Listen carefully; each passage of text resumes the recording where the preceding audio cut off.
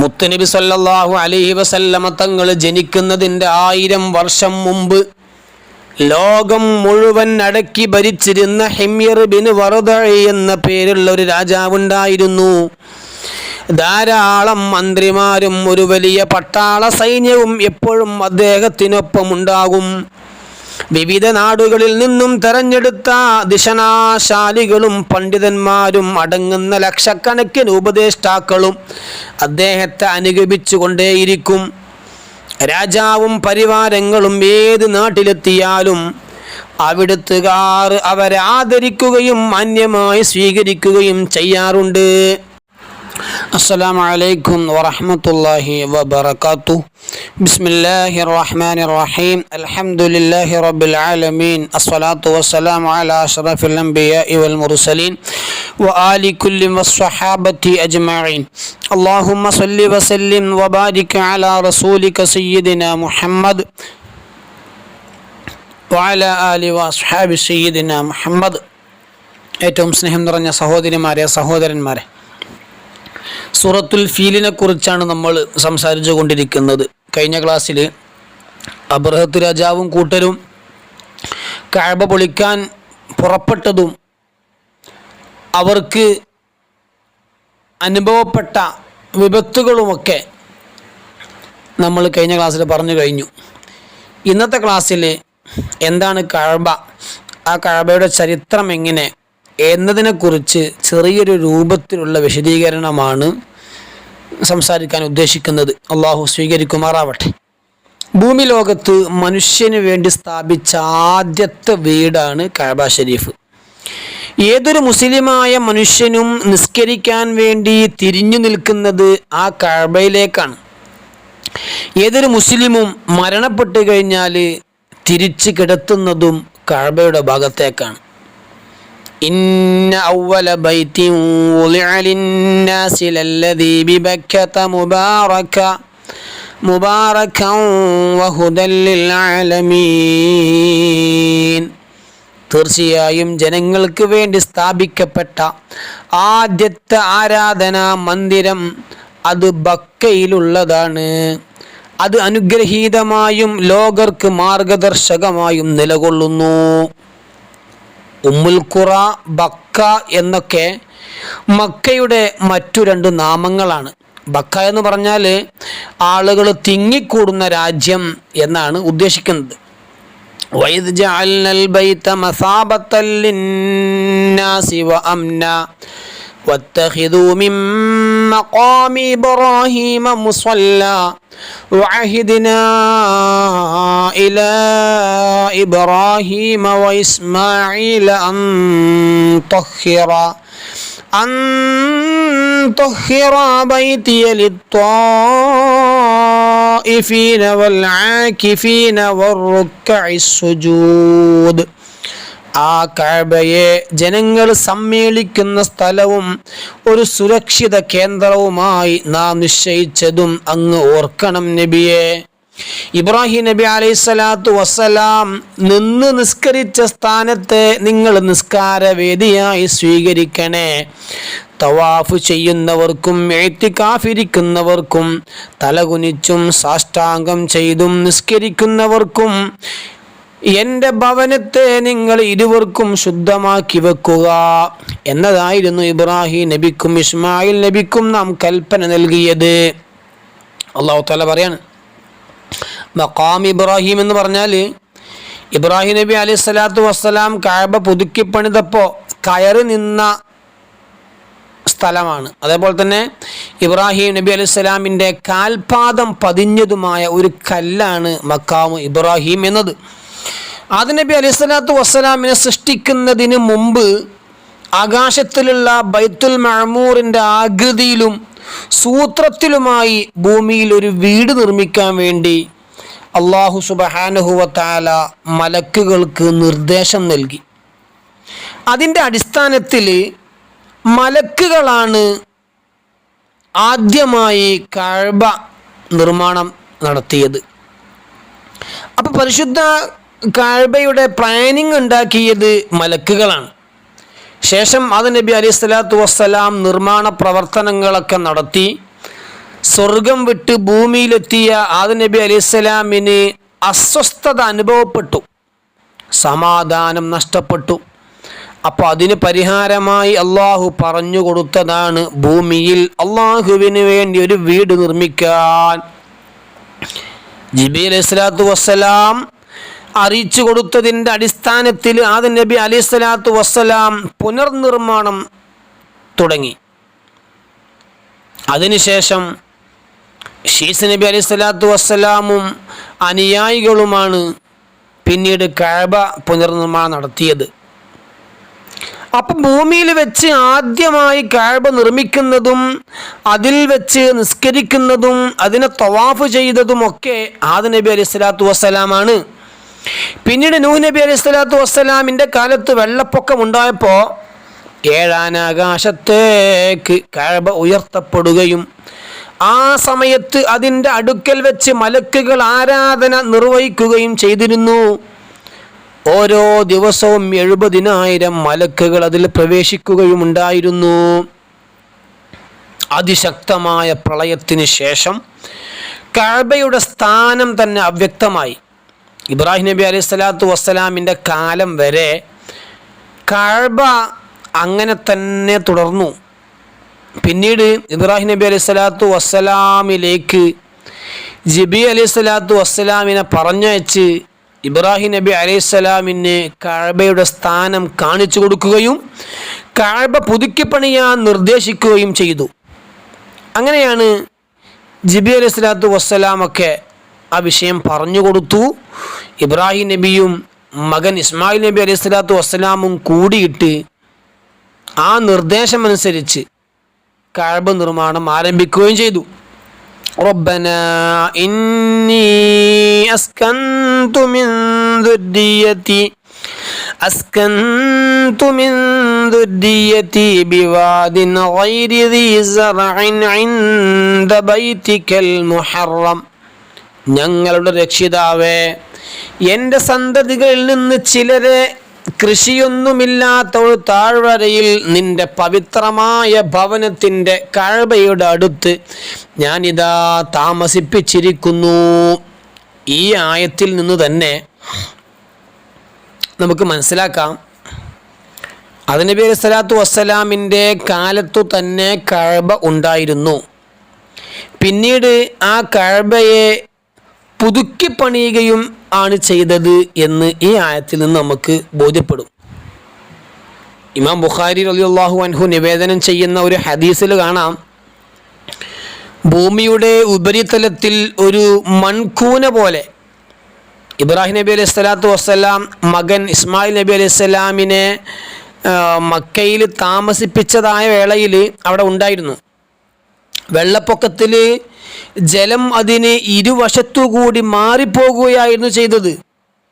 പിന്നീട് വർഷങ്ങൾക്ക് ശേഷം ഇബ്രാഹിം നബി അലൈഹിസ്സലാം മകനെ സന്ദർശിക്കാൻ വരുന്നതും മൺകൂന ഉണ്ടായിരുന്ന സ്ഥലത്ത് ഒരു ഭവനം പണിയാൻ തനിക്ക് ദിവ്യ സന്ദേശം ലഭിച്ചതിനെ പറ്റി ഇസ്മായിൽ നബി അലൈഹിസ്സലാമിനോട് പറയുന്നതും തുടർന്ന് ഇരുവരും ഭവനം നിർമ്മിക്കുകയും ചെയ്യുന്നു. അങ്ങനെ കഅബ നിർമ്മാണത്തിന് ശേഷം രണ്ടുപേരും പ്രാർത്ഥിക്കുകയാണ്, وَإِذْ يَرْفَعُ إِبْرَاهِيمُ الْقَوَاعِدَ مِنَ الْبَيْتِ وَإِسْمَاعِيلُ رَبَّنَا تَقَبَّلْ مِنَّا إِنَّكَ أَنْتَ السَّمِيعُ الْعَلِيمُ. ഇബ്രാഹിം നബി അലൈഹിസ്സലാമും ഇസ്മായിൽ നബി അലൈഹിസ്സലാമും ആ കഅബയുടെ അടിത്തറ കെട്ടി ഉയർത്തിക്കൊണ്ടിരുന്നതായ സന്ദർഭം ഓർക്കണം നബിയെ. അവർ ഇപ്രകാരം പ്രാർത്ഥിച്ചു, ഞങ്ങളുടെ രക്ഷിതാവേ, ഞങ്ങളിൽ നിന്ന് നീ ഇത് സ്വീകരിക്കണമേ. തീർച്ചയായും നീ എല്ലാം കേൾക്കുന്നവനാണ്, അറിയുന്നവനുമാണ്. അടുത്ത ആയത്തുകളിലൊക്കെ അവരുടെ പ്രാർത്ഥന വിശദീകരിക്കുന്നുണ്ട്. ഏതായിരുന്നാലും പിന്നീട് ഇസ്മായിൽ നബി അലൈഹിസ്സലാത്തു വസ്സലാമിൻ്റെ വഫാത്തിന് ശേഷം കാലാന്തരത്തിൽ കഅബയുടെ നിയന്ത്രണം ജുർഹൂം ഗോത്രക്കാരുടെ കൈവശമായി. 1000 കൊല്ലത്തോളം അവരായിരുന്നു കഅബ പരിപാലിച്ചിരുന്നത്. പിന്നീട് ഖുറൈശികളിലെ ഖുസാഅ ഗോത്രം കൈവശപ്പെടുത്തി. 300 കൊല്ലം അവരും കഅബ പരിപാലിച്ചു. പിന്നീട് കഅബക്ക് കേടുപാടുകൾ സംഭവിച്ചപ്പോൾ ഖുസയ്യ് ബിൻ കിലാബ്, നബി സല്ലല്ലാഹു അലൈഹി വസല്ലം തങ്ങളുടെ പിതാമഹനാണ്, കഅബ പുതുക്കി പണിതു. അതിനൊരു മേൽക്കൂര കൂടി പണിയുകയുണ്ടായി. അതിനു മുമ്പ് കഅബയ്ക്ക് മേൽക്കൂര ഇല്ലായിരുന്നു. കഅബയുടെ നിയന്ത്രണം ഖുറൈശികളിൽ വന്ന ഉടനെ തന്നെ കഅബ അഗ്നിക്കിരയാവുകയുണ്ടായി. കഅബയുടെ പരിസരത്ത് വെച്ച് തീ കത്തിച്ച ഒരു സ്ത്രീയുടെ അശ്രദ്ധ കാരണം കഅബയുടെ കില്ലയിലേക്ക് തീ പടർന്നു പിടിക്കുകയായിരുന്നു. അതുകൊണ്ട് തന്നെ കഅബ ഷരീഫ് അഗ്നിക്കിരയായി. പല ന്യൂനതകളും അത് കാരണം കഅബക്ക് സംഭവിച്ചു. അതിനു മുമ്പ് മക്കയിലുണ്ടായ ഒരു പ്രളയം കാരണം കഅബയുടെ ഭിത്തികൾക്ക് കേടുപാടുകൾ സംഭവിച്ചിരുന്നു. അതിനാൽ ഇനി ഒരു വെള്ളപ്പൊക്കത്തിൽ നിന്നും രക്ഷിക്കാനായി കഅബയുടെ തറ അല്പം ഉയർത്തി കല്ലിൽ പണിയാൻ തന്നെ ഖുറൈശികൾ തീരുമാനിക്കുകയും ചെയ്തിരുന്നു. അതിനായിട്ട് ഒരു നിധി സ്വരൂപിക്കുവാൻ അവർ തീരുമാനിച്ചു. കഅബയുടെ പുനർനിർമ്മാണത്തിന് നല്ല മാർഗത്തിലൂടെ ലഭിച്ച ധനം മാത്രമേ സ്വീകരിക്കാവൂ എന്നവർ നിബന്ധന വെക്കുകയും ചെയ്തിരുന്നു. അങ്ങനെ കഅബയുടെ പണി നടന്നുകൊണ്ടിരിക്കുകയാണ്. നബി സല്ലല്ലാഹു അലൈഹി വസല്ലമ തങ്ങളുടെ 35-ാമത്തെ വയസ്സിലായിരുന്നു ഈ പുനർനിർമ്മാണം നടക്കുന്നത്. അന്ന് നബി സല്ലല്ലാഹു അലൈഹി വസല്ലമ തങ്ങൾ കല്ല് ചുമന്ന് പുനർനിർമ്മാണ പ്രവർത്തനങ്ങളിൽ പങ്കെടുത്തിരുന്നു എന്ന് കാണാം.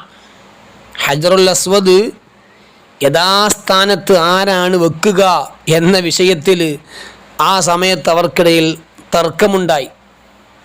ഞാൻ വെക്കാം, ഞങ്ങൾ വെക്കാം, ഞങ്ങളാണ് പ്രഗത്ഭർ, ഞങ്ങളാണ് ഒരു മേൽക്കൈമ ഉള്ള ആളുകൾ എന്നിങ്ങനെ ചില ഗോത്രക്കാരൊക്കെ പറഞ്ഞു. അങ്ങോട്ടും ഇങ്ങോട്ടും വാക്തർക്കങ്ങളുണ്ടായി. അവസാനം ഒരു തീരുമാനത്തിൽ എത്താൻ അവർ സാധിച്ചു. എന്താ തീരുമാനം? ഈ കഅബ ഷരീഫിലേക്ക് ഇനി ആദ്യമായി വരുന്ന ആൾക്ക് അതിനുള്ള അവകാശം വിട്ടുകൊടുക്കാം അവർ തീരുമാനിക്കുകയാണ്. അവർ അങ്ങനെ ആദ്യം വരുന്ന ആളെ പ്രതീക്ഷിച്ചു കൊണ്ടിരിക്കുകയാണ്. ആരായിരിക്കും കഅബ ഷരീഫിലേക്ക് ആദ്യം വരുന്നത്? ആദ്യം വരുന്ന ആൾക്കാണ് അതിനുള്ള എല്ലാ അവകാശവും. അവരെങ്ങനെ കാത്തിരിക്കുകയാണ്. അപ്പോഴതാ മുത്തുനബി സല്ലല്ലാഹു അലൈഹി വസല്ലമ തങ്ങൾ കഅബ ഷരീഫിലേക്ക് കടന്നു വരികയാണ്. എല്ലാവർക്കും സന്തോഷമായി. എന്തേ മുത്തുനബി തങ്ങൾ കഅബാലയത്തിലേക്ക് വന്നപ്പോൾ സന്തോഷിക്കാനുള്ള കാരണം എന്താണെന്നറിയോ? മുത്തുനബി സല്ലല്ലാഹു അലൈഹി വസല്ലമ തങ്ങൾ എല്ലാവർക്കും സുസമ്മതനാണ്. എല്ലാവരും അംഗീകരിക്കുന്നവരാണ്. ആർക്കും അഭിപ്രായ വ്യത്യാസം ഉണ്ടാവില്ല. ഏതായിരുന്നാലും മുത്തുനബി സല്ലല്ലാഹു അലൈഹി വസല്ലമ തങ്ങൾ വളരെ രമ്യമായി ആ പ്രശ്നം അങ്ങനെ പരിഹരിച്ചു കൊടുക്കുന്നു. മുത്തുനബി സല്ലല്ലാഹു അലൈഹി വസല്ലമ തങ്ങൾ ഒരു വലിയ തുണിയെടുത്ത് താഴെ വിരിച്ചു. എന്നിട്ട് ഹജറുൽ അസ്വദ് അതിൽ എടുത്തു വെച്ചു. ശേഷം ഓരോ ഗോത്രക്കാരോടും ആ തുണിയുടെ ഓരോ അറ്റവും പിടിക്കാൻ വേണ്ടി പറഞ്ഞു. ഓരോ ഗോത്രത്തിലെ ഓരോ നേതാക്കന്മാർ വന്നിട്ട് ഓരോ ഭാഗത്തും തുണിയുടെ ഓരോ തലയിലും പിടിച്ചു. എല്ലാവരും അങ്ങനെ പിടിച്ചു പൊക്കിയപ്പോൾ മുത്തുനബി സല്ലല്ലാഹു അലൈഹി വസല്ലമ തങ്ങൾ സ്വന്തം കൈകൊണ്ട് ഹജറുൽ അസ്വദ് യഥാസ്ഥാനത്ത് സ്ഥാപിച്ചു.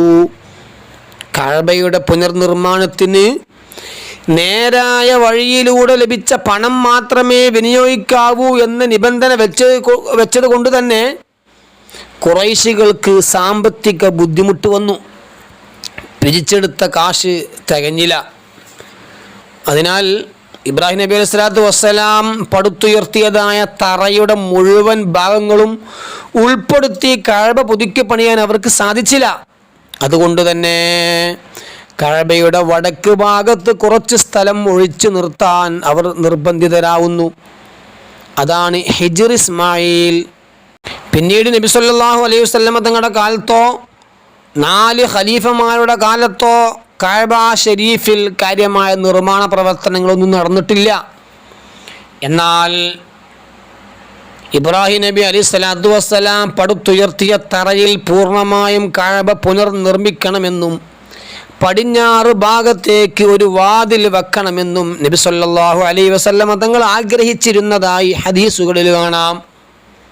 ഹിജ്റയുടെ 8-ാം വർഷം മക്ക വിജയവേളയിൽ മുത്തുനബി സല്ലല്ലാഹു അലൈഹി വസല്ലമ തങ്ങൾ കഅബയ്ക്ക് അരികിൽ വരികയും ശേഷം 7 പ്രാവശ്യം തവാഫ് ചെയ്ത് കഅബയുടെ താക്കോല് വാങ്ങി അത് തുറന്ന് അകത്ത് കടന്നപ്പോൾ അതിനകത്തുണ്ടായിരുന്ന മരം കൊണ്ടും കരിങ്കൽ കൊണ്ടും നിർമ്മിച്ച ഖുറൈശികൾ ആരാധിച്ചിരുന്ന 360-ൽ പരം വിഗ്രഹങ്ങൾ തച്ചുടക്കാനും കരിച്ചു കളയാനും ചുമരിൽ വരച്ചു വെച്ചിരിക്കുന്ന ചിത്രങ്ങൾ മായ്ച്ചു കളയാനും നബി സല്ലല്ലാഹു അലൈഹി വസല്ലമ തങ്ങൾ കൽപ്പിക്കുന്നു. അങ്ങനെ കഅബ ഷരീഫ് കഴുകി വൃത്തിയാക്കി മുത്തുനബി സല്ലല്ലാഹു അലൈഹി വസല്ലമ തങ്ങൾ കഅബക്കുള്ളിൽ നിസ്കാരം നിർവഹിക്കുന്നു. ഹിജ്റ 64-ൽ അബ്ദുല്ലാഹിബ്നു സുബൈർ റളിയല്ലാഹു അൻഹുവും യസീദും തമ്മിൽ ചെറിയ ഒരു വാക്ക് തർക്കമുണ്ടാവുകയും അത് ഒരു യുദ്ധത്തിൽ അവസാനിക്കുകയും ചെയ്തപ്പോൾ യുദ്ധത്തിൽ കഅബയ്ക്ക് കേടുപാടുകളൊന്നും സംഭവിക്കാതിരിക്കാൻ വേണ്ടി കഅബയുടെ പരിസരത്ത് തന്നെ അവർ തമ്പടിക്കുകയാണ്.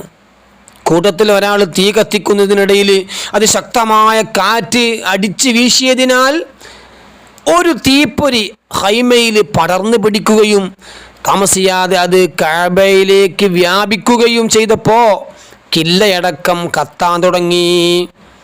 ഹജറുൽ അസ്വദ് ചൂടിൻ്റെ ശക്തിയാൽ 3ആയി പിളർന്നുപോയി. കഅബ ഷരീഫ് വികൃതമായതിൻ്റെ ഉത്തരവാദിത്വം 2 വിഭാഗവും പരസ്പരം ആരോപിച്ചു കൊണ്ടേയിരുന്നു.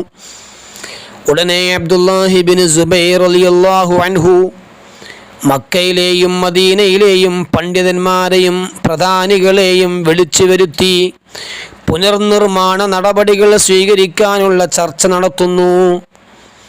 നാം ഓരോരുത്തരും നമ്മുടെ വീടുകൾ ഭംഗിയാക്കുകയും പുനരുദ്ധീകരിക്കുകയും ചെയ്തുകൊണ്ടിരിക്കുന്നുവല്ലോ. എന്നാൽ അള്ളാഹുവിൻ്റെ ഭവനം ബലഹീനമാവുകയും കത്തിക്കരിഞ്ഞ് പുകപിടിച്ച് വൃത്തികേടാവുകയും ചെയ്തിരിക്കുന്നുവല്ലോ. നിങ്ങൾ കണ്ടതല്ലേ? പരിശുദ്ധ ഭവനം ഈ രൂപത്തിൽ നിലനിർത്തുന്നത് എല്ലാവിധ നിന്ദ്യതക്കും കാരണമായേക്കും.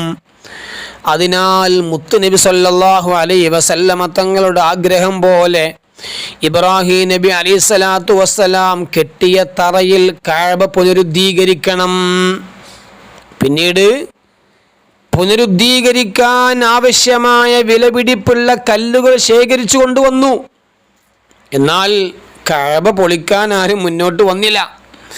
അവർ അള്ളാഹുവിൻ്റെ ശിക്ഷ ഇറങ്ങുമോ എന്നവർ ഭയപ്പെട്ടു. അതുകൊണ്ട് തന്നെ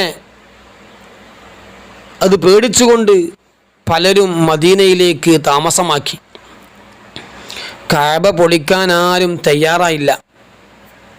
ആരും തയ്യാറാകാത്തത് കണ്ടപ്പോൾ അബ്ദുല്ലാഹിബ്നു സുബൈർ റളിയല്ലാഹു അൻഹു ഒരു ഹബശക്കാരനായ അടിമയെയും കൂട്ടി കഅബക്കുള്ളിൽ കയറി അതിൻ്റെ ഭിത്തികൾ ഇങ്ങനെ പൊളിക്കാൻ തുടങ്ങി. അപകടങ്ങളൊന്നും സംഭവിക്കുന്നില്ല എന്ന് തിരിച്ചറിഞ്ഞപ്പോൾ മക്ക വിട്ട് നാട് വിട്ടു പോയതായ ആളുകൾ എല്ലാവരും തിരിച്ചു വന്നു. പുനർനിർമ്മാണ പ്രവർത്തനങ്ങളിൽ അവർ പങ്കാളികളായി. ഇബ്രാഹിം നബി അലൈഹി സ്വലാത്തു വസ്സലാമിൻ്റെ അടിത്തറ മുഴുവൻ ഉൾപ്പെടുത്തി ഭിത്തികളൊക്കെ പടുത്തുയർത്തുന്നു. കിഴക്ക് പടിഞ്ഞാറ് ഭാഗങ്ങളിലേക്ക് കട്ടിളകൾ വെച്ചു. അതുപോലെ കഅബക്ക് തീ പിടിച്ചപ്പോൾ ഹജറുൽ അസ്വദിൽ സംഭവിച്ച വിള്ളലുകൾ അബ്ദുല്ലാഹിബ്നു സുബൈർ റളിയല്ലാഹു അൻഹു വെള്ളി കൊണ്ട് ചുറ്റിക്കെട്ടി അത് ഭദ്രമായി വെക്കുകയും ചെയ്തു. പിന്നീട് ഉമവിയ്യ ഭരണാധികാരിയായി സ്ഥാനമേറ്റ അബ്ദുൽ മലിക് ബിൻ മർവാൻ, അദ്ദേഹത്തിൻ്റെ ഗവർണറായിരുന്ന ഹജ്ജാജ് ബിൻ യൂസുഫ് മക്കയിൽ വന്ന് കഅബ ഷരീഫിൻ്റെ പുനർനിർമ്മാണമൊക്കെ പരിശോധിച്ചു. ആ സമയത്ത് അബ്ദുല്ലാഹിബ്നു സുബൈർ റളിയല്ലാഹു അൻഹു കഅബ പുതുക്കിപ്പണിതപ്പോൾ കഅബയിൽ പെടാത്ത ചില ഭാഗങ്ങൾ കൂടി അതിൽ ഉൾപ്പെടുത്തുകയും വാതിൽ താഴ്ത്തി വെക്കുകയും പടിഞ്ഞാറു ഭാഗത്തേക്ക് ഒരു പുതിയ വാതിൽ തുറന്ന് പരിവർത്തനപ്പെടുത്തുകയും ചെയ്തിട്ടുണ്ട്. അതിനാൽ കഅബയെ പൂർവ്വസ്ഥിതിയിലേക്ക് കൊണ്ടുവരൽ ആവശ്യമാണ് എന്നും പറഞ്ഞുകൊണ്ട് അബ്ദുൽ മലിക് ബിൻ മർവാനിലേക്ക് ഒരു കത്തെഴുതുകയാണ്. അബ്ദുൽ മലിക് ബിൻ മർവാൻ കത്ത് വായിച്ചു. കഅബ ഷരീഫിൻ്റെ പൂർവ്വ സ്ഥിതിയിലേക്ക് തന്നെ കഅബ ഷരീഫിനെ മാറ്റിപ്പണിയാൻ അവർക്ക് അനുവാദം കൊടുക്കുകയാണ്. അതുപ്രകാരം ഹജ്ജാജ് ബിൻ യൂസുഫ് പടിഞ്ഞാറ് ഭാഗത്തുള്ള വാതിൽ അടക്കുകയും കിഴക്ക് ഭാഗത്തുള്ള വാതിൽ അല്പം ഉയർത്തി വെക്കുകയും ചെയ്തു. വടക്ക് ഭാഗത്തേക്ക് നീട്ടിയെടുത്തിരുന്ന ഭാഗം പൊളിച്ചു മാറ്റി പഴയ രൂപത്തിലാക്കുകയും 4 ഭാഗങ്ങളിലും പിൻതറകൾ നിലനിർത്തുകയും ചെയ്തു. ഈ സ്വഭാവത്തിലാണ് ഇന്ന് കഅബ ഉള്ളത്.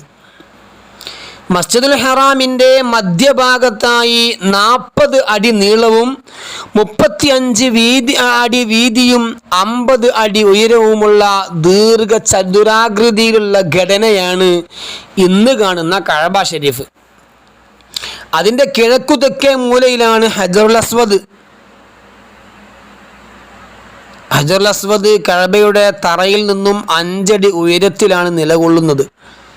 കേരളക്കാരായ നമ്മൾ നിസ്കരിക്കുമ്പോൾ ആ മൂലയിലേക്കാണ് തിരിഞ്ഞു നിൽക്കുന്നത്. കഅബയുടെ വടക്കുഭാഗത്തായി 6 മുഴം നീളത്തിൽ വട്ടാകൃതിയിലുള്ള 3 അടി പൊക്കത്തിൽ ചെറിയ ഒരു ചുമര് കാണാം. ഈ ചെറു ചുമരിൻ്റെയും കഅബയുടെയും ഇടയിൽ അല്പം ഒഴിവ് കാണാം. ഇതിനാണ് ഹിജ്ർ ഇസ്മായിൽ എന്ന് പറയുന്നത്. വടക്ക് പടിഞ്ഞാറു ഭാഗത്ത് ഉച്ചയിൽ നിന്ന് 2 അടി താഴെ ഒരു സ്വർണ്ണപ്പാത്തിയും കാണാം. ഹിജ്റ 981 കോൺസ്റ്റാന്റിനോപ്പിളിൽ നിന്ന് കൊണ്ടുവന്ന ഈ പാത്തി കരുണയുടെ ജലനാളിയായിട്ടാണ് അറിയപ്പെടുന്നത്. കിഴക്ക് ഭാഗത്ത് ഹജറുൽ അസ്വദിനോട് ചേർന്നാണ് വാതിൽ നിലകൊള്ളുന്നത്. വാതിലിനും ഹജറുൽ അസ്വദിനും ഇടയിലുള്ള സ്ഥലത്തിനാണ് മുൽത്തസം എന്ന് പറയുന്നത്.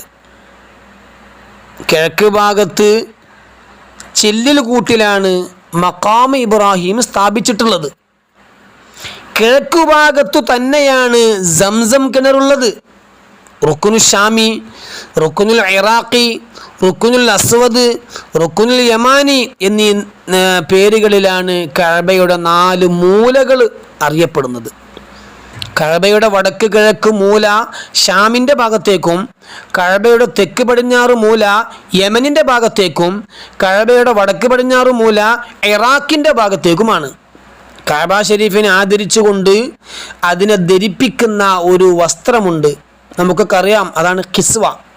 കഅബയെ ആദ്യമായി നിരുപാധികം വസ്ത്രം ധരിപ്പിച്ചത് ഇസ്മായിൽ നബി അലൈഹി സ്വലാത്തു വസ്സലാമാണ്. എന്നാൽ യമൻ നിർമ്മിത വസ്ത്രം ധരിപ്പിച്ചത് തുബ്ബഅ് രാജാവാണ്. തുബ്ബഅ് രാജാവ് ഇങ്ങനെ ഒരു കിസ്വ പണിതു കഅബ പുതുക്കാൻ ഒരു കാരണവും കൂടിയുണ്ട്. മുത്തുനബി സല്ലല്ലാഹു അലൈഹി വസല്ലമ തങ്ങൾ ജനിക്കുന്നതിൻ്റെ 1000 വർഷം മുമ്പ് ലോകം മുഴുവൻ അടക്കി ഭരിച്ചിരുന്ന ഹിമ്യർ ബിൻ വറുദഇ എന്ന പേരുള്ള ഒരു രാജാവുണ്ടായിരുന്നു. ധാരാളം മന്ത്രിമാരും ഒരു വലിയ പട്ടാള സൈന്യവും എപ്പോഴും അദ്ദേഹത്തിനൊപ്പം ഉണ്ടാകും. വിവിധ നാടുകളിൽ നിന്നും തെരഞ്ഞെടുത്ത ദിശനാശാലികളും പണ്ഡിതന്മാരും അടങ്ങുന്ന ലക്ഷക്കണക്കിന് ഉപദേഷ്ടാക്കളും അദ്ദേഹത്തെ അനുഗമിച്ചു കൊണ്ടേയിരിക്കും. രാജാവും പരിവാരങ്ങളും ഏത് നാട്ടിലെത്തിയാലും അവിടുത്തുകാർ അവരെ ആദരിക്കുകയും മാന്യമായി സ്വീകരിക്കുകയും ചെയ്യാറുണ്ട്. എവിടെ പോയാലും ആ രാജാവിനെ എല്ലാവരും നല്ലതുപോലെ സ്വീകരിക്കും. ഒരിക്കൽ രാജാവും പരിവാരങ്ങളും മക്ക സന്ദർശിക്കാനും എത്തി. എന്നാൽ മക്ക നിവാസികൾ അവരെ കാര്യമായി പരിഗണിച്ചില്ല. ഒരു രാജാവും പടയാളികളൊക്കെ വരുമ്പോൾ ഒന്ന് ബഹുമാനിക്കൽ ആ നാട്ടുകാരുടെ ഒരു മര്യാദയാണല്ലോ. പക്ഷേ ഞങ്ങളെ ഈ മക്കക്കാർ ബഹുമാനിക്കുന്നില്ലല്ലോ. വേണ്ടതുപോലെ സ്വീകരിക്കുന്നില്ലല്ലോ. മക്കക്കാരുടെ ഈ നടപടി അദ്ദേഹത്തെ ക്ഷുഭിതനാക്കി. എന്നാൽ മന്ത്രി അദ്ദേഹത്തെ സമാധാനിപ്പിച്ചു. മക്ക നിവാസികൾ വിവരം കുറഞ്ഞവരാണ് രാജാവേ. അവർ എല്ലാ ബഹുമാനങ്ങളും അള്ളാഹുവിൻ്റെ ഭവനമായ കഅബയോടാണ് പ്രകടിപ്പിക്കാറുള്ളത്. ഏതൊരു രാജാക്കന്മാർ വന്നാലും അവരങ്ങനെ ബഹുമാനിക്കാറൊന്നുമില്ല. അതിനാൽ ഇവരോടങ്ങ് ദേഷ്യപ്പെടരുത്, അവർക്ക് ഒരു വിഷമുണ്ടാക്കരുത്. ഇത് കേട്ടപ്പോൾ ദേഷ്യം മുഴുവനും അടങ്ങിയെങ്കിലും മക്കയിൽ നിന്ന് കഅബ പൊളിച്ചു മാറ്റാനും മക്ക നിവാസികളായ പുരുഷന്മാരെ വധിച്ചു കളയാനും സ്ത്രീകളെയും കുട്ടികളെയും അറസ്റ്റ് ചെയ്യാനും കഅബ എന്ന പേര് മാറ്റാനും അദ്ദേഹം മനസ്സിലങ്ങ് തീരുമാനമെടുക്കുകയാണ്. ആ രാജാവ് അങ്ങനെ ചിന്തിക്കേണ്ട താമസം, കഅബയെക്കുറിച്ചൊരു മോശമായൊരു ചിന്ത, മക്കക്കാരെക്കുറിച്ചൊരു മോശമായ ചിന്ത വന്നപ്പോഴേക്ക് അല്ലാഹു സുബ്ഹാനഹു വ തആല ആ രാജാവിന് ശക്തമായ ഒരു തലവേദന അങ്ങ് കൊടുത്തു.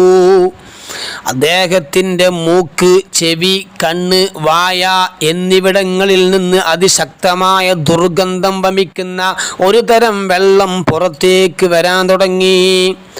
രാജാവിൻ്റെ പരിസരത്തു പോലും ആർക്കും നിൽക്കാൻ സാധിക്കാത്ത വിധം ആ ദുർഗന്ധം അങ്ങ് പരന്നു. രാജാവിൻ്റെ രോഗം കണ്ടെത്തി ചികിത്സിക്കാൻ വൈദ്യന്മാരും മതപണ്ഡിതന്മാരും ഒരുമിച്ചുകൂടി. പക്ഷേ ആർക്കും രോഗം കണ്ടുപിടിക്കാൻ കഴിഞ്ഞില്ല. ഒരുപാട് ചികിത്സകൾ നടത്തി, ഒരു ഫലവുമുണ്ടായില്ല. ഭൂമിയിൽ നിന്നുണ്ടാകുന്ന രോഗത്തിന് മാത്രമേ ഞങ്ങൾക്ക് ചികിത്സ നടത്താൻ പറ്റൂ. ഈ രോഗം ആകാശത്തു നിന്നിറങ്ങിയതാണ്, പടച്ചവൻ്റെ ശിക്ഷയാണ് എന്നവസാനം അവർക്കൊക്കെ പറയേണ്ടി വന്നു, ആ വൈദ്യന്മാർക്കൊക്കെ പറയേണ്ടി വന്നു. അപ്പോൾ ഒരു പണ്ഡിതൻ കടന്നു വന്നുകൊണ്ട് മന്ത്രിയോട് പറഞ്ഞു, രാജാവ് അദ്ദേഹത്തിൻ്റെ രഹസ്യങ്ങളൊക്കെ, മനസ്സിൽ സൂക്ഷിക്കുന്ന കാര്യങ്ങളൊക്കെ എന്നോട് പറയുകയാണെങ്കിൽ ഞാൻ അദ്ദേഹത്തിന് സുഖം കൊടുക്കാം, ശിഫ കൊടുക്കാം, ഞാൻ അദ്ദേഹത്തെ സുഖപ്പെടുത്താം. ഇത് കേട്ട മന്ത്രി സമ്മതിച്ചു, ഞാൻ രാജാവിനെ കൊണ്ട് സമ്മതിപ്പിക്കാം, രാജാവിൻ്റെ രഹസ്യങ്ങളൊക്കെ നിങ്ങൾക്ക് പറഞ്ഞു തരാം. ആ പണ്ഡിതൻ രാജാവിനോട് ചോദിച്ചു, നിങ്ങൾ ഈ മക്കയിലുള്ള ഈ നാട്ടുകാരെ പറ്റിയോ അള്ളാഹുവിൻ്റെ ഭവനമായ കഅബയെ പറ്റിയോ എന്തെങ്കിലും ദുരുദ്ദേശങ്ങൾ മനസ്സിൽ കരുതിയിട്ടുണ്ടോ? മോശമായ ചിന്ത വല്ലതും നിങ്ങളുടെ മനസ്സിൽ ഉണ്ടാക്കിയിട്ടുണ്ടോ? ആ സമയത്ത് രാജാവ് ഒന്ന് ഞെട്ടിത്തെരിച്ചുകൊണ്ട് ആ പണ്ഡിതനോട് പറയാണ്, അതെ, ഞാൻ ഈ കഅബയെക്കുറിച്ച്, ഈ മക്കക്കാരെക്കുറിച്ച് ഒരു മോശമായ, ചിന്തിക്കാൻ പറ്റാത്തൊരു കാര്യം ചിന്തിച്ചിട്ടുണ്ട്, കരുതിയിട്ടുണ്ട്. എന്താണത്? കഅബ തകർത്തു കളയാനും പുരുഷന്മാരെ കൊല ചെയ്യാനും സ്ത്രീകളെയും കുട്ടികളെയൊക്കെ ബന്ദികളാക്കാനും ഞാൻ ചിന്തിച്ചിട്ടുണ്ട്. അപ്പം ആ പണ്ഡിതൻ പറഞ്ഞു, എങ്കിൽ അതുതന്നെയാണ് താങ്കൾക്ക് ഈ മാരക രോഗം പിടിപെടാനുള്ള കാരണം. ഈ നാട്ടുകാരെയും പരിശുദ്ധമായ ആ ഭവനത്തിനെയും കുറിച്ചുള്ള ദുർവിചാരം ഈ ലോകത്തിൻ്റെ ഉടമസ്ഥനായ അല്ലാഹു പൊറുക്കുകയില്ല. അതിനാൽ എത്രയും വേഗം ആ തെറ്റായ വിചാരത്തിൽ നിന്നും പിന്മാറിയിട്ട് ഈ നാട്ടുകാർക്ക് ഗുണകരമായത് ഉദ്ദേശിക്കാൻ താങ്കൾ തയ്യാറാകണേ. എന്നാൽ അങ്ങേക്ക് പിടിപെട്ട ഈ രോഗം മാറിക്കിട്ടുന്നതാണ്. രാജാവ് അത് അംഗീകരിച്ചു. ഈ നാട്ടുകാർക്കും പരിസരവാസികൾക്കും പരിശുദ്ധ ഭവനത്തിനും എല്ലാവിധ ഗുണവും സഹായങ്ങളും ഞാൻ വാഗ്ദാനം ചെയ്യുന്നു. എന്നിൽ നിന്ന് സംഭവിച്ചതായ തെറ്റിൽ ഞാൻ ഖേദിച്ചു മടങ്ങുകയും ചെയ്യുന്നു, പശ്ചാത്തപിക്കുകയും ചെയ്യുന്നു. അങ്ങനെ അതും പറഞ്ഞ് പുറത്തേക്കിറങ്ങിയപ്പോഴേക്ക് രാജാവിൻ്റെ അസുഖം അങ്ങ് പൂർണ്ണമായി മാറുകയാണ്, പൂർണ്ണ ആരോഗ്യവാനായി മാറുകയാണ്. സന്തോഷവാനായ ആ രാജാവ് ഏകനായ അല്ലാഹുവിൽ വിശ്വസിച്ചു. കഅബ ഷരീഫിനെ 7 യമൻ നിർമ്മിത കില്ലകൾ കൊണ്ട് അലങ്കരിക്കുകയും ചെയ്തു. കഅബക്ക് ആദ്യമായി കിസ്വ പുതപ്പിച്ചത് ഹിമ്യർ ബിൻ വറദ എന്ന തുബ്ബ രാജാവാണ്. പിന്നീട് രാജാവും സൈന്യങ്ങളുമൊക്കെ മക്കയിൽ നിന്നും മദീനയിലെത്തി. മദീനയിൽ നിന്നും യാത്ര തുടരാൻ ഒരുങ്ങിയപ്പോൾ ഒരു സംഘം പണ്ഡിതന്മാർ ആ രാജാവിനോട് പറഞ്ഞു, നാം നേരത്തെ താമസിച്ച മക്ക പട്ടണവും ഈ മദീനയും അവസാന കാലത്ത് നിയോഗിക്കപ്പെടുന്ന മുഹമ്മദ് നബി സല്ലല്ലാഹു അലൈഹി വസല്ലമ തങ്ങളുടെ തട്ടകങ്ങളാണ്. ആ പ്രവാചകർ കാരണമായി ഈ രണ്ട് പ്രദേശങ്ങളും അനുഗ്രഹീത സ്ഥലമായി മാറുന്നതാണ്. അതിനാൽ ആ പ്രവാചകരുമായി കണ്ടുമുട്ടാൻ ഞങ്ങൾ ആഗ്രഹിക്കുന്നുണ്ട് രാജാവേ. അതുകൊണ്ട് ഞങ്ങൾ ഇവിടെ സ്ഥിരതാമസമാക്കാൻ ആഗ്രഹിക്കുന്നു. ഞങ്ങൾ ഇനി നിങ്ങളോടൊപ്പം വരാൻ ആഗ്രഹിക്കുന്നില്ല. ഇനി ഞങ്ങൾക്ക് ആ പ്രവാചകരെ കാണാൻ സാധിച്ചിട്ടില്ല എങ്കിലോ ഞങ്ങളുടെ മക്കൾക്കെങ്കിലും ആ സൗഭാഗ്യം ലഭിക്കുമല്ലോ. അതിനാൽ ഇവിടെ നിൽക്കാൻ ഞങ്ങൾ അങ്ങ് അനുവദിക്കണം രാജാവേ. പ്രവാചകരെ നേരിൽ കാണണമെന്നും പരലോകത്ത് വിജയം കൈവരിക്കണമെന്നും ആഗ്രഹിച്ച ആ രാജാവ് അവരുടെ അപേക്ഷ സ്വീകരിച്ച് അവർക്ക് മദീനയിൽ സ്ഥിരതാമസമാക്കാൻ അനുമതി കൊടുത്തു എന്ന് മാത്രമല്ല, അവരിൽ ഓരോരുത്തർക്കും ഓരോ വീടുകൾ നിർമ്മിച്ചു കൊടുത്തു. അടിമ സ്ത്രീകളെ സ്വതന്ത്രരാക്കി അവർക്ക് വിവാഹം ചെയ്തു കൊടുത്തു. ആവശ്യമായ ധനം നൽകി. അവസാന കാലത്ത് വരുമെന്ന് പറഞ്ഞ പ്രവാചകർക്ക് കൈമാറാനായി രാജാവ് കത്തെഴുതി സ്വർണമുദ്ര പതിപ്പിച്ച ഒരു കത്ത് ബൽനാന എന്ന നേതാവിനെ ഏൽപ്പിച്ചു. നിങ്ങൾ ആ പ്രവാചകനെ നേരിൽ കാണാനിടയായാൽ ഈ എൻ്റെ എഴുത്ത് അങ്ങ് കയ്യോടെ കൊടുക്കണം. അല്ലെങ്കിൽ നിങ്ങളുടെ സന്താന പരമ്പരയിൽ നിന്ന് ആരാണോ ഹബീബായ നബി തങ്ങളെ കണ്ടുമുട്ടുന്നത് എങ്കിൽ അവരോട് കൊടുക്കാൻ വസീയത്ത് ചെയ്യുകയും വേണം എന്ന് പറഞ്ഞ് ആ ഒരു കത്തും എഴുതി ബൽനാനക്ക് കൈമാറുകയാണ്. ആ കത്തിൻ്റെ ഉള്ളടക്കം എന്തായിരുന്നു അറിയോ? അന്ത്യപ്രവാചകരും ലോകരക്ഷിതാവുമായ ദൂതനുമായ അബ്ദുൽ മുത്തലിബിൻ്റെ മകനുമായ മുഹമ്മദ് സല്ലല്ലാഹു അലൈഹി വസല്ലമയുടെ തിരുസന്നിധിയിലേക്ക് തുബ്ബ ഒന്നാമൻ ഹിമ്യർ ബിൻ വറദ എഴുതി അറിയിക്കുന്നത്, തീർച്ചയായും നിങ്ങളിലും നിങ്ങൾക്ക് ഇറക്കപ്പെടുന്ന ഗ്രന്ഥത്തിലും ഞാൻ വിശ്വസിക്കുന്നു. ഞാൻ നിങ്ങളുടെ മതത്തിലും നടപടിക്രമത്തിലുമാകുന്നു. താങ്കളുടെ രക്ഷിതാവിൽ നിന്ന് വന്നു കിട്ടുന്ന എല്ലാ വിശ്വാസ കർമ്മങ്ങളിലും ഞാൻ വിശ്വസിക്കുന്നു. ഈ ലോകത്ത് വെച്ച് എനിക്ക് അങ്ങയെ കണ്ടുമുട്ടാൻ അവസരം ലഭിച്ചാൽ അതെൻ്റെ ഭാഗ്യമായി ഞാൻ കാണുന്നു. അല്ലാത്ത പക്ഷം താങ്കളുടെ പ്രഥമ അനുയായികളിൽപ്പെട്ട എന്നെ പരലോകത്തിൽ വിസ്മരിക്കരുതേ. അവിടുന്ന് എൻ്റെ ശുപാർശകനാകണേ. താങ്കളുടെ നിയോഗത്തിനു മുമ്പാണ് ഞാൻ താങ്കളുമായി ഉടമ്പടി ചെയ്യുന്നത്. ഞാൻ നിങ്ങളുടെ ദീനിലും നിങ്ങളുടെ പിതാവ് ഇബ്രാഹിം നബിയുടെ ദീനിലും അടിയുറച്ചവനാണ്. ഇതായിരുന്നു കത്തിലുണ്ടായിരുന്നത്. അങ്ങനെ ഈ കത്ത് അവരെ ഏൽപ്പിച്ചുകൊണ്ട് രാജാവും മറ്റു കൂടെയുള്ളവരുമൊക്കെ ഇന്ത്യയിലേക്ക് യാത്രയായി. അവിടെ വെച്ച് രാജാവ് മരണപ്പെടുകയും ചെയ്തു. രാജാവ് മരിച്ച് കൃത്യം 1000 വർഷങ്ങൾക്കു ശേഷമാണ് മുത്തുനബി സല്ലല്ലാഹു അലൈഹി വസല്ലമ തങ്ങൾ ജനിക്കുന്നത്. പ്രവാചകരെ നിയോഗിക്കപ്പെട്ടു എന്ന വാർത്ത അറിഞ്ഞ ഉടനെ ബൽനാനയുടെ വസിയ്യത്ത് പ്രകാരം തൻ്റെ മക്കളിൽപ്പെട്ട അബൂ ലൈല എന്നയാൾ രാജാവിൻ്റെ കത്തുമായി മക്കയിൽ വന്നു. അബൂ ലൈലാനെ കണ്ടയുടനെ മുത്തുനബി സല്ലല്ലാഹു അലൈഹി വസല്ലമ തങ്ങൾ ചോദിച്ചു, താങ്കളാണോ ഹിമ്യർ രാജാവിൻ്റെ കത്ത് കൈവശമുള്ള അബൂ ലൈല? ഈ ചോദ്യം അങ്ങ് കേട്ടപ്പോൾ അബൂ ലൈല ആശ്ചര്യപ്പെട്ടുപോയി, അത്ഭുതപ്പെട്ടുപോയി. ചുരുക്കത്തിൽ യമനിൽ നിന്നും വന്ന തുബ്ബ ഒന്നാമനാണ് ആദ്യമായി വിശുദ്ധ കഅബയെ തുണി കൊണ്ട് പുതപ്പിച്ചത്. ലോകത്തിൻ്റെ വിവിധ നാടുകളിൽ നിന്നുമാണ് കഅബയെ പുതക്കാനുള്ള കിസ്വ എന്നറിയപ്പെടുന്ന പ്രത്യേക തുണി കൊണ്ടുവരുന്നത്. ഇനിയും ഒരുപാട് വിഷയങ്ങൾ കഅബ ഷരീഫുമായി ബന്ധപ്പെട്ട് പറയാനുണ്ടെങ്കിലും തൽക്കാലം ഇവിടെ നിർത്തുന്നു. അല്ലാഹു സുബ്ഹാനഹു വ തആല അവൻ പൊരുത്തപ്പെടുന്ന ജീവിതം നമുക്ക് നൽകുമാറാവട്ടെ. അള്ളാഹുവെ, കഅബ കാണാതെ ഞങ്ങൾ ആരെയും നീ മരിപ്പിക്കരുത് റഹ്മാനെ. ഹബീബായ മുത്തുനബി സല്ലല്ലാഹു അലൈഹി വസല്ലമ തങ്ങളെ കാണാതെ, റൗള ഷരീഫ് കാണാതെ, ഹജ്ജും ഉംറയും സിയാറത്തും ഒന്നും ചെയ്യാതെ ഞങ്ങൾ ആരെയും മരിപ്പിക്കരുതേ റഹ്മാനെ. ബിറഹ്മതിക യാ അർഹമർ റഹീമീൻ. അസ്സലാമു അലൈക്കും വറഹ്മത്തുള്ളാഹി വബറകാതുഹു.